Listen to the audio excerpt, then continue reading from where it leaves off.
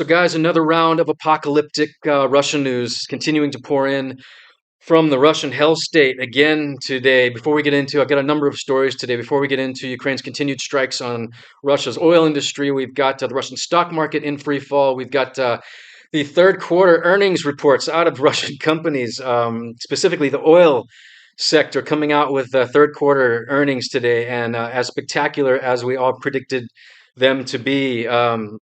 We've got Russian companies now warning of a looming food crisis due to the Russian government's newly implemented program of Soviet-style price fixing.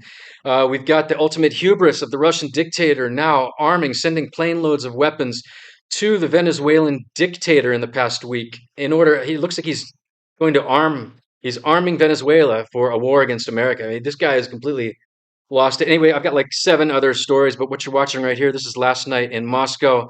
They don't even know what it is. There's reports that it's air defense. Then there was reports that it was a meteor. I even heard one report that it was a Ukrainian drone that had been struck by air defenses.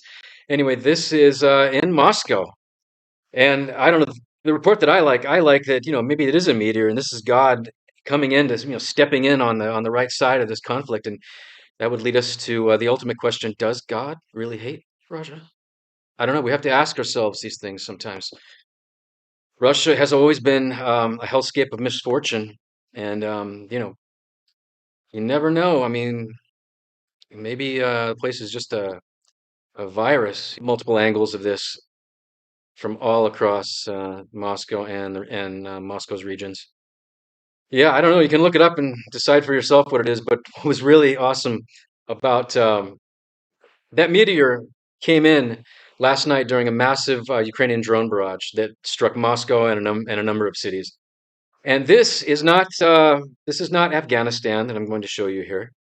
This is not Central America in the 1980s or some banana republic. This is a mobile fire unit next to the Kremlin, a pickup truck, a couple guys, and I'm not sure what caliber that is, but it's not much beyond small caliber firearms to protect the Kremlin. Yes, that is what the Russian hell state has now devolved into. I'll read you what I wrote. Things are heating up at the Kremlin tonight, with Putin apparently expecting visitors from above. And then the meteor came, and the Ukrainian drones came. And while that was going on, Ukraine is not letting up on targeting Russia's oil industry or Russian-occupied Ukraine's Russian-controlled oil industry. Read you what Stratcom wrote. Ukraine's special operations doing what they do best. On the night of October 27th, the Special Operations Forces unit successfully struck the supply facilities of the Russian army. The fuel and lubricants depot and the oil base were located in the temporarily occupied territory of Lugansk region, Ukraine. And this is just the drone view with night vision. And this was burning well into the morning, according to NASA firm's data. There's a number of strikes all over. This thing was like, I don't know, maybe 15 drones. As you can see, and Russian aviation is not having a good month with another of their $15 million Ka-52 attack helicopters struck this morning. Russian channels report that they've lost another of their Ka-52 attack helicopters with crew, the second of the month. And the Russian oil industry is not faring any better than Russian aviation. Earnings season for the Russian oil industry has begun, and it's just as spectacular as we imagined, with the first two reporting companies coming in with another apocalyptic quarter. Tatneft, which is the fifth largest oil company in Russia, minus 30% from where they were a year ago for the same quarter. Third quarter 2025 coming in 30% lower than third quarter 2024. Rosneft, that's not Rosneft, that's Rosneft, coming in, that's the seventh largest oil company in Russia, coming in 45% lower for the third quarter 2025 than 2024 third quarter. And this, to break down the numbers, if you want to check it out further, you can see that first quarter was 45% lower year over year than the 2024 first quarter, 41% lower on the second quarter 2025. And now we have negative 30%. I mean, these numbers are just getting, I mean, this is getting crazy. As you can see for the first quarter, Rosneft actually went negative. And then they had Only minus 69%. So now they're only minus 45%. Yeah, things are not good. And remember that tax revenue from Russia's oil industry is 37% of their entire federal government budget, right? So, I mean, this is excellent news for the free world. And the Russian stock market is not taking it well. Russian stock market in collapse mode. This is a chart from earlier. Today's about from 2 hours ago. A chart from what's up the past 3 months. Russian crude oil production never recovered from COVID, while the rest of the world ramped to all-time highs. And I just posted this just to remind everybody that I mean, like, look what the rest of the world did. This is OPEC generally. This is all the nations of OPEC. This one up to the top left. Top left. It's COVID, the lows of COVID. Everyone has ramped and ramped and ramped. Saudi Arabia can do what they want. They can ramp or not ramp, whatever. They're doing what they want to keep some stability. Russia, what's up, Russia? What is going on? You just never really recovered from COVID. Iran ramping, Venezuela, which was in a apocalyptic state, in 2019 when Putin saved him. Kazakhstan ramping. We've got Iraq ramping and then kind of taking it easy. They do what they want. And then we've got the UAE ramping. And Russia over here, they just cannot get it together for some reason. And it's not just the oil industry that is in a state of collapse. Now we have derivatives industry. Now, because of the collapse of the oil industry, the collapse of the refinery complex, Russia's plastics industry now in collapse due to shortage of constituent chemicals because of substitutions in gasoline industry, all because of Ukraine's strikes on refineries. So what they're doing is they're taking other chemicals and mixing them in with gasoline to make something that is combustible, that is sufficiently combustible to sell as higher octane gasoline. But the problem is the chemicals that they're adding to increase the octane, that's those are some of the major constituents of the plastics manufacturing process. And so now the plastics industry is super bummed out about it and complaining that they can't produce plastic anymore. Now we're into the chain reaction zone. And speaking of chain reactions, Russia's Association of Retail Companies warns that food scarcity may soon become an issue if the government continues on the path of Soviet style price fixing. And I wrote, Hunger Games coming to Putin's hellscape. This is Kommersant, one of the largest Russian media outlets. And about food scarcity, it is getting really weird, you guys. I mean, scanning Russian media this morning, this is one of the crazy things I found. With inflation now putting food prices out of reach for some Russians, people are resorting to catching birds, catching sparrows in Volkovo, Blagoveshchevsky district. And on a map, this is like way out in the middle of nowhere, circulating now on Russian media. People are setting out these nets to catch birds as a cheap form of protein. Yes. As Russia continues to devolve into the fourth century, kidnapping for ransom is again increasing in popularity. Everything we saw in the 1990s is now coming to Russia. Here in St. Petersburg, a group kidnaps the son of a state deputy, uh, Vyacheslav Makarov, after which he was confined and beaten until cash was transferred. Similarly, recently Similar recently happened to footballer Andriy Mostovo. I don't think I can. I probably shouldn't even let this play because I think they beat him up and drag him into the car. As kidnapping for ransom again becomes popular in Russian cities, police attempt to dismantle criminal networks. Here, the perpetrators of the kidnapping of a Duma deputy are caught in St. Petersburg. The 1990s are back, and this is just them getting caught. It's all the normal 1990s gangster stuff.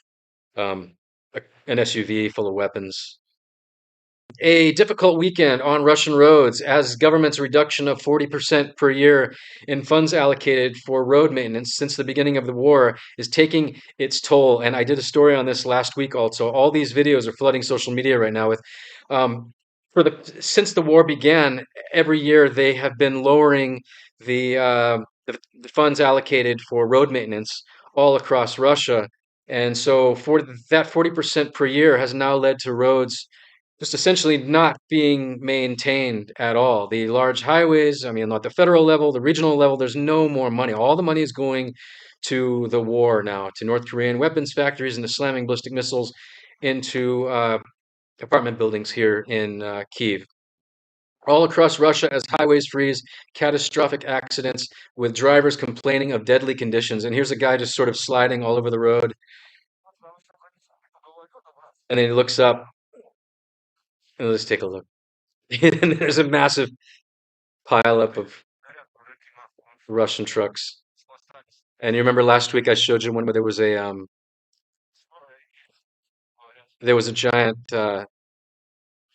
semi truck that was hanging off of an overpass in Ekaterinburg, and the guy was still in there. They were trying to rescue him, and it's just another massive wreck where the truck slid off the highway.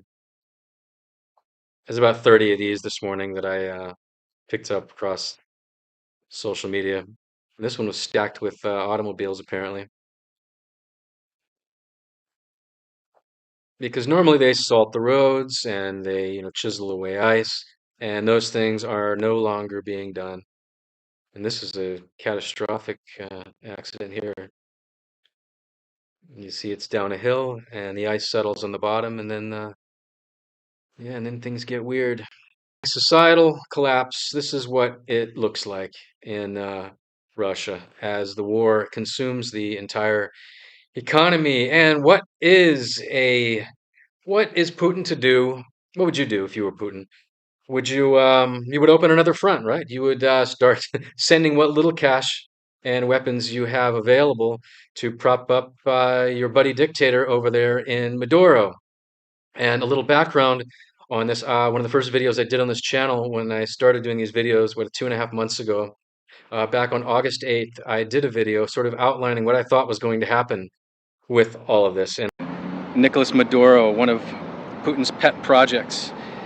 Now, the U.S. increasing the reward for double the amount that was offered for the capture of bin Laden, the man that killed 3,000 people in New York City. So the U.S. putting Venezuelan dictator Maduro on par with bin Laden is not good news for the Kremlin. If you remember, in May of 2018, Maduro lost the election, and he did what all Russian-backed dictators do. He called Putin, and Putin sent in Wagner mercenaries.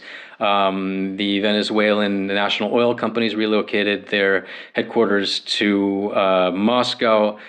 Russians took control of the propaganda apparatus, the domestic propaganda apparatus, to commit all sorts of psychological warfare on the local population. Putin sent some long-range strategic bombers. The headline, of course, that the West ran with nuclear bombers, and then all of a sudden oh no, we better let Russia do whatever they want. They came in and took control, and it was about $850 million in Venezuelan central bank gold reserves were carried off to Moscow.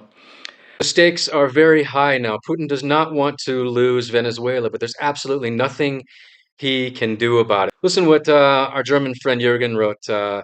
He's got a great account. I don't know. He's a good guy too. I'll read you what he wrote. Russia may be sending mercenaries and weapons to Venezuela, which is on the verge of war with the U.S. Yesterday, a Russian IL-76 transport plane landed in Caracas. What is known about the aircraft? Departure was on October 2nd from Moscow. There were stopovers in several cities.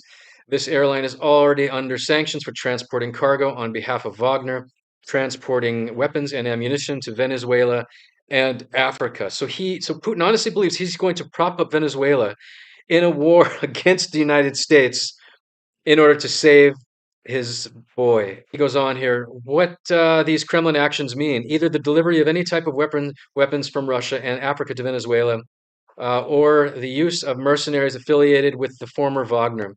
Should the Americans nevertheless launch a ground invasion of Venezuela and the Russian supply involved human resources, the U.S. will encounter Wagner fighters with combat experience.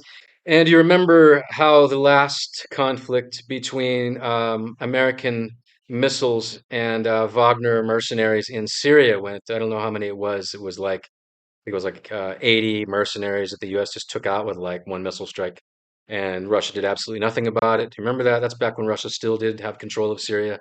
And this is one of Russia's largest cargo jets, known for moving weapons and mercenaries all over the world, now coming in to rescue Maduro in his looming war with the United States. So Putin has completely lost his mind, and to me, that's good news. And some more background on this. I'll read you what I wrote today. As Nicolas Maduro is now depending on Putin to again rescue him, let's remember that 2018, 2019 Venezuelan economic collapse looked a lot like Russia today. Gasoline was scarce, costing $10 to $15 a liter, which is $38 to $60 a gallon, while Venezuela has the world's largest proven oil reserves. And this is I quote tweeted a tweet from 2019 from a Venezuelan TV station account when things were just totally broken down and Maduro was on the outs. And Putin came in and saved him. And Maduro, I'm sure he's smart enough to know that he has no chance this time. And I think that's why he's all of his messaging now is just basically about look, Trump, please save me. Um, I don't want to go down. We can work this out. And some more facts on Venezuela. According to Grok AI, Venezuela is the highest buyer of Russian weapons in South America. It has imported around 20 billion worth since the mid 2000s, including Sukhoi fighter jets, helicopters, tanks, and artillery systems. This deep military partnership explains why Russian transport planes may be delivering arms there now. And the Russian channels even know what's about to go down yet. This is one of the large Russian telegram channels. Putin's 2018 rescue of Venezuelan dictator Maduro spelled led wrong, led to Russia pouring more investments into the country. Lose once Investments they will lose once Maduro fails. Now Putin's half-hearted effort to provide new weapons shipments to fight America is laughable. And this is a very realistic post. The largest Russian companies, Rosneft, Gazprom, the largest companies in Russia have poured billions and billions into everything in Venezuela. And economically, it's been a Russian colony for all practical intents since about 2018. Maduro only exists because Putin saved his ass, and it's not just going to be a propaganda lose. It's not going to be like Syria, where they lose a lot of military assets and in a strategic location. This is going to be hard dollars. This is serious money that they are about to lose. Venezuela actually produces a decent amount of oil now. Russia's about to lose really big. So, what is a failing dictator at the end of his rope to do when things are not going his way? Well, you have to threaten nuclear annihilation because that is really as old, it seems almost as old as Russia itself. But this one is just wild. The way that they played this out is it's pretty hilarious. Probably one of the most desperate and hilarious productions to ever come out of Putin's propaganda machine. The Russian dictator in his little green military uniform sitting atop an extremely elevated desk listening to to Gerasimov explain Russia's new superweapon. Yes, and this was to supplement Putin's big propaganda blitz on the U.S., where he sent his most ghoulish emissary, Dmitriev, to scare the Americans.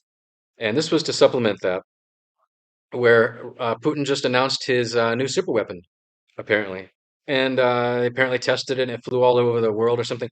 No one can find any trace that this actually happened. Of course, the U.S. is not saying anything about it. No one has come out and said, "Look, we tracked this thing," and so it really looks like the whole thing's just more bullshit from Russia. This, by the way, is the rare occurrence of, in my opinion, the real Putin. Budanov, Ukrainian intelligence says there are at least four Putins. And when you see a bunker shot and when he's surrounded with only his closest guys, it's usually the real Putin. And they put him in this little military uniform. When he walked into this room, there's another clip where he walked into this room and he's super skinny. He's not confident. He's hunched over. It's not the burly guy with the big head who I call the Mr. Magoo Putin that goes to meet Trump in Alaska or goes into crowds in Mariupol to meet people or, it's not the PR Putin. This to me is the real Putin. He's pale. He's insecure. This to me is the real one. Anyway, he threatens the super weapon, and Putin just asks him questions. So how far did it fly? Oh, and it runs on nuclear power. Putin knows all this stuff. This is just a little propaganda event. This was part of a larger operation, and I laid out this whole propaganda operation. When Putin sent Dmitriev to the United States, Dmitriev was on every US television network. It was like a 4-day blitz of propaganda where Putin sent this guy to, the main narrative was, let's be friends. And then that didn't work. And then they came out and decided to start threatening. Let me lay out how this all worked. The 5 days immediately following the US announcement of Russia's sanctions had been a flurry of Kremlin desperation. Number one, Putin sent Dmitriev to the US, hitting every news show with, in quotes, let's be friends, and in quotes, sanctions will have no effect. If you saw him on any TV network, Fox News or whatever this weekend, over the past 4 or 5 days, that was the main narrative. Number two, invented huge new battlefield gains that don't exist. They basically said that they've taken Pokrovsk, which is absolutely insane. They're sending in these like 2 and 3 man groups, and they're mostly totally being destroyed.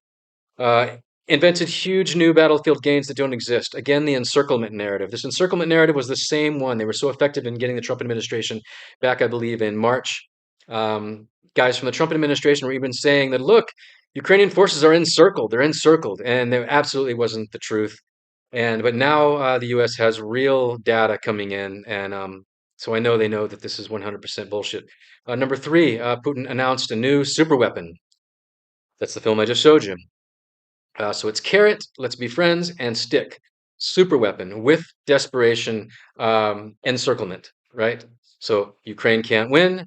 They're encircled.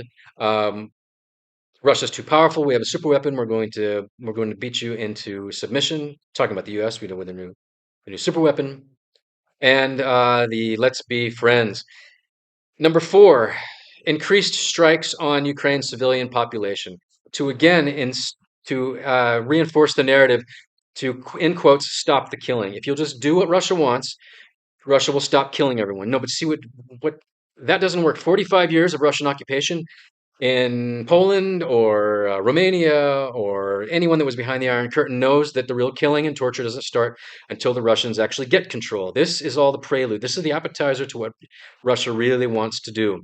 Then I finished it with probably rehearsed months ago, a self reinforcing set of narratives, but having now failed spectacularly, as the real situation can no longer be obscured merely with disinformation. The US will soon understand that Putin is going down. And the U.S. absolutely does now understand it. Read you what I wrote. Dmitriev's big scare trip to the U.S. didn't scare anyone. So he's now announcing Putin's new wonder weapon as a last ditch attempt to frighten Trump into bowing. Dmitriev was all, let's be friends, let's stop the killing. And until the last day, just before he got on that plane. And then it became, look, we have a super weapon. So he saw the U.S. was not receptive to it, with even the U.S. Treasury Secretary. Now this is great. Love or hate the Trump administration, there's been some decent messaging coming out of the Trump administration now, which I'm kind of shocked by. Everyone here in Ukraine is shocked by this because it was dark days for a while. Read what Stratcom wrote. Responding to Putin having sent his propaganda stunt team on a several-day tour of the U.S. to scare Americans, Treasury Secretary Scott Bessent calls out Dmitriev for what he is, nothing but a Russian propagandist, and nothing is going to save Russia's collapsing economy. This is essentially Mark Brennan. I don't know if we can play it because it might be copyright or something. Um, Basically just says, look, Dmitriev said this, and I don't know why she platformed him, this Russian propagandist. And Scott Bessent, the U.S. Treasury Secretary, responded, well, I always should by, saying, look, this asshole is just an effing Russian propagandist. He's here to sell, he's here to tell everyone the sanctions aren't going to work. You can sanction us all you want, but it'll never work. And that's why I was urgently sent on a plane here to talk you out of sanctions. Right, okay. There's nothing Putin can do to stop this. This trajectory is set no matter what they do. So we got to talk about Orban, right? Putin's kleptocratic puppet that has looted Hungary now into its new position of the poorest nation in the EU. I'll read you what I wrote. The man who has looted Hungary into its new position of poorest nation in the EU is to visit the White House. The obese kleptocrat will waddle over, begging Trump to allow him to continue bathing in Russian blood money. And I like to tag Orban in there because he's never responded to me. I don't think he responds to anybody, of course, but his foreign minister used to regularly respond to me, and that was really great. I can usually ratio him on pretty much any tweet. which is kind of funny. He's a foreign minister of a Russian colony, for God's sakes. And this is a headline out of the Kiev Independent. U.S. expects Hungary to stop buying Russian oil and gas, envoy says, as Budapest remains defiant. And there's the obese kleptocrat licking the boots of the U.S. there in the White House. And he's going back this week to beg Trump to give him some sort of exemption to let him continue fueling Russia's war machine. And onto the little seeds of resistance that we are seeing, that we are starting to see in Russia. You remember last week I covered the protests where Putin regime is now jailing musicians that dare to sing lyrics that are critical of the Putin regime, the kleptocratic mafia gargoyle, the mafia midget. If you are critical of his regime publicly in music now, you can go to prison for up to 12 years. And these are little notes being left around Moscow now. It's spread from originally it was St. Petersburg, then it spread to Novosibirsk, then it spread to Ekaterinburg, and now it is actually in Moscow, the heart of the Russian hell state. Notes of support for musicians facing 12 years in prison for criticizing Putin are now propping up around Moscow. Freedom for Naoko. That's the musician, one of the musicians that they arrested that is sitting now in pretrial detention, facing what amounts to really terrorism charges.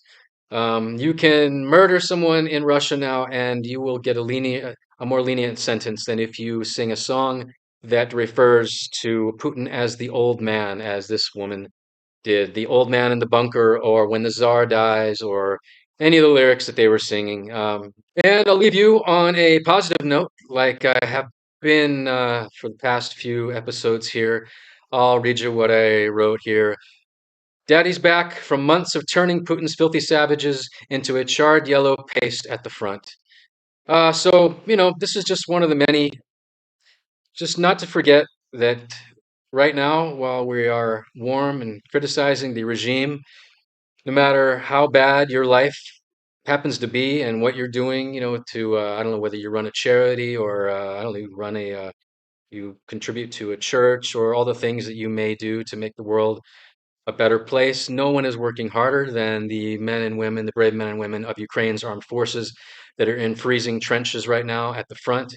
And I know a lot of these guys and a lot of them, and I've got friends that were CEOs that are, that were just IT guys or that were, owned restaurants, um, really good, computer programmers, artists. I pretty much know people from all walks of life that are now fighting these Russians and holding the line of civilization for all of you guys that are out there enjoying the freedoms that your ancestors provided you. You never had a chance to thank those guys because they're long ago dead. It's something that you sort of pay forward to future generations. And this is just one of the scenes of one of our guys coming back and greeting his kid after probably months at the front. And this is happening, hundreds and maybe thousands of times a day across Ukraine. And I like to post these and contrast it with, that these men are doing God's work. Have a good one.